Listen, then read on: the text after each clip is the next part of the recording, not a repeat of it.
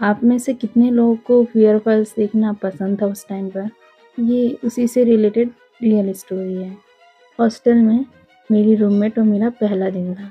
मेरी रूममेट मुझसे बड़ी थी इसलिए मैं उन्हें दीदी बोलती थी। हम दोनों ने मिलके सामान-वामान सेट किया शाम तक और फिर हमने डिसाइड किया कि हम रात में फियर फाइल्स देखेंगे।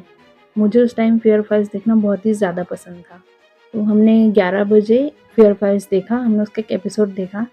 उस एपिसोड में ये बता रहे थे कि जब रात के 3 बजे 3 बार नॉक होता है तो दरवाज़ा नहीं खोलना चाहिए। वो वाला ऐसा कुछ एपिसोड था वो। हम दोनों ने देखा और हम दोनों सो गए। उसके बाद ना एकदम से आधी रात में दरवाजे पर नॉक हुआ। तो मेरी रूममेट और मेरी हम दोनों की नींद एक साथ ही खुल गई और हम दोनों ने दरवाजे की तरफ देखा। फिर हमने टाइम देखा तो करेक्ट 3 बज रहे थे। ऐसे ही सेकंड बार नॉक हुआ और तीसरी बार नॉक हुआ। हम लोगों ने दरवाज़ा ही नहीं खोला। मेरे रूममेट ने कहा कि ये तो सेम वैसे ही हो रहा है जैसे आज हमने फेयर फाइल्स में देखा था। तो हमने डिसाइड किया कि हम दरवाज़ा बिल्कुल नहीं खोलेंगे और मेरी रूममेट तो बहुत डर गई थी। वो दीदी ने कहा कि मैं तेरे बेड पर आ जाती हूँ सोने के लिए। मैंने कहा कि हम दोनों का ही बेड ऐसा है कि अगर हम एक ही बेड पर आएँगे तो बेड ही टूट जाएँगे। कुछ नहीं होगा ना, हम दरवाज़े ही बंद रखते हैं, हम खोलेंगे ही नहीं। हम फटाक से ना चादर ओढ़ के सो गए।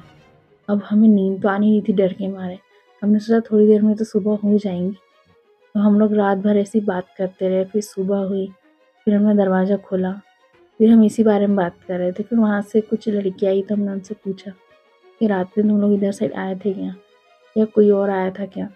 तो उनमें से एक दीदी ने हमें बताया कि हम में से कोई इधर साइड आता ही नहीं है, बोले इधर इतना अंधेरा रहता है, हमें डर सा ही लगता है।